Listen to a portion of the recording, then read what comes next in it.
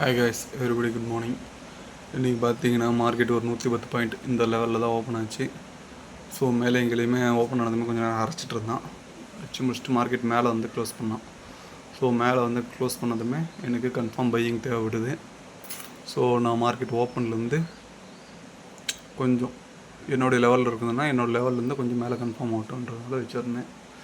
Same side அதே மாதிரி தான் கால் சைடு நான் எடுத்த கால் இதுதான். அதே மாதிரி மார்க்கெட் இங்கே தான் ஓப்பன் ஆச்சு. 162 நினைக்கிறேன். 162 தான் மார்க்கெட் ஓப்பன் ஆச்சு. ஸோ அதுக்கு மேலே க்ளோஸ் பண்ணோம். ஸோ க்ளோஸ் பண்ணிவிட்டு எனக்கு கன்ஃபார்ம் தேவைப்படுறதுனால 175 வச்சேன். 175லேருந்து 188 வரையும் ஸோ என்னோடய லெவலில் இருந்தது. இப்போ வரையும் மார்க்கெட் அங்கே தான் இருக்குது. என்னோடய என்ட்ரி எக்ஸிட்டில் விளங்குச்சு. ஸோ அதை பக்காவாக முடிச்சாச்சு இன்றைக்கி. எனக்கு 2 இடத்துல நான் வந்து பார்த்திங்கன்னா என்னோடய லெவல்ஸில் கன்ஃபார்ம் ஆகணும். அடுத்தது என்னோடய இண்டிகேஷனில் நான் யூஸ் பண்ணுற ப்ரீமியம்லேயும் கன்ஃபார்ம் ஆகணும். ஓகேவா? இது வந்து இப்படி கன்ஃபார்ம் பண்ணி தான் நம்ம வந்து பார்த்திங்கன்னா 10 to 12 பாயிண்ட்ஸ் நம்ம கேப்சர் பண்ணுறோம் டெய்லியும். தேங்க்ஸ் ஃபார் வாட்சிங். சப்ஸ்கிரைப் பண்ணிக்கோங்க, ஷேர் பண்ணுங்கள்.